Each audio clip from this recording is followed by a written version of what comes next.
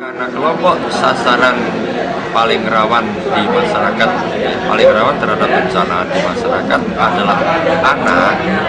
Sekaligus juga kita bisa mendidik anak-anak itu paham terhadap ancaman dan bagaimana bersikap menghadapi bencana.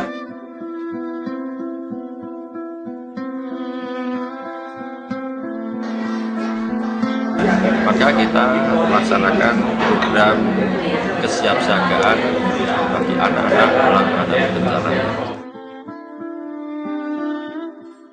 Pada tahun 2004 terjadi angin puting beliung yang datangnya tiba-tiba. Kenting rumah semuanya ambruk.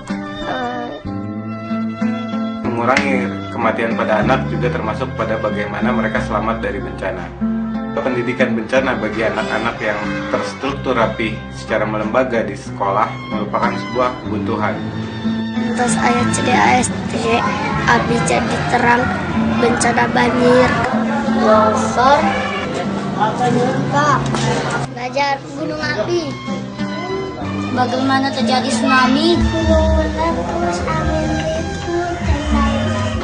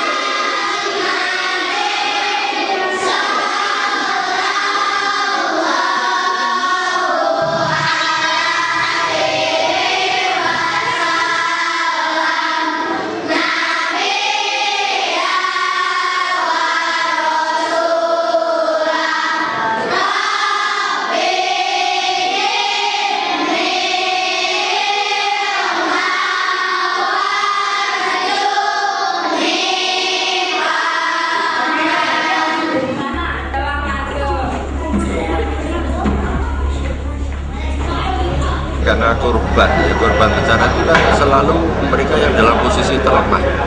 Nah, kelompok masyarakat yang rentan ini secara umum adalah kelompok yang lemah itu biasanya kelompok yang miskin, pasti yang miskin kena gempa, kena banjir. Lalu kedua, anak itu kelompok rentan. Jadi di sasaran rentan, anak adalah rentan.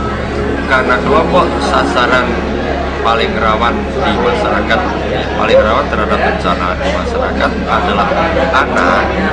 Sekaligus juga kita bisa mendidik anak-anak itu paham terhadap ancaman dan bagaimana bersikap menghadapi bencana. Maka kita melaksanakan program kesiapsiagaan bagi anak-anak dalam menghadapi bencana.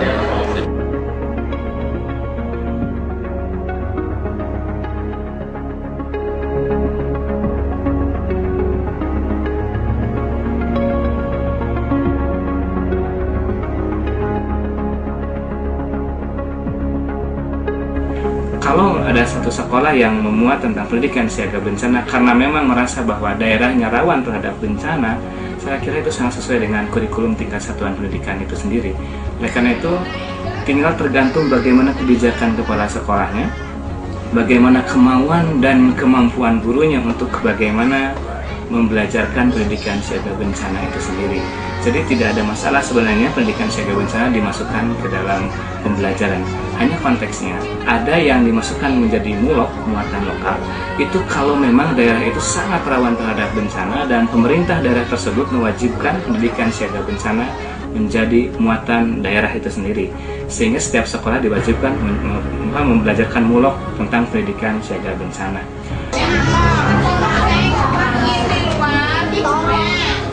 Kedengaran gempa, kegiatannya bagaimana kita?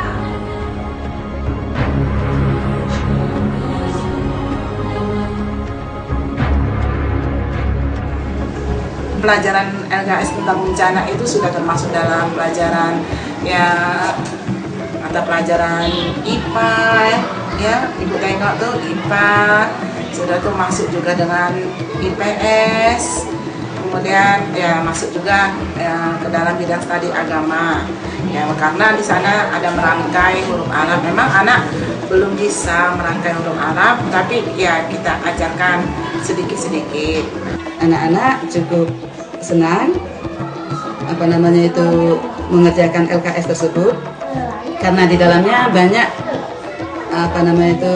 aneka cara, baik dari mewarnai, kemudian lagi menjodoh-jodohkan dan yang lain-lain. Itu yang kita sampaikan dengan bermain-main, simulasinya juga dengan banyak menggunakan permainan, juga bermacam permainan yang lainnya yang kita terapkan kepada siswa-siswa yang lain. Kalau nanti terjadi bencana, anak-anak bisa menyelamatkan dirinya masing-masing, dan program ini sangat baik bagi masyarakat yang tadi Rejang Lebong.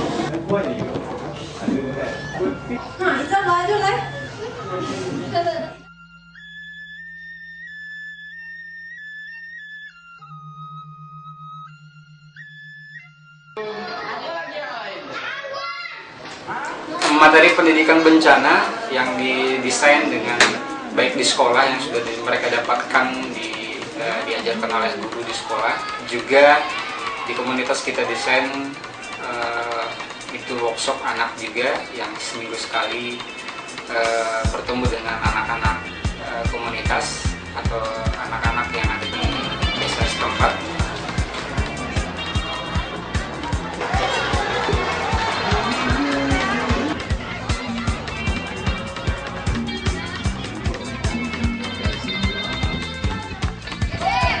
Les Inggris ini sebenarnya tujuannya untuk memperkenalkan bahasa Inggris dan juga untuk memperkenalkan bencana melalui Inggris gitu. Tapi dari situ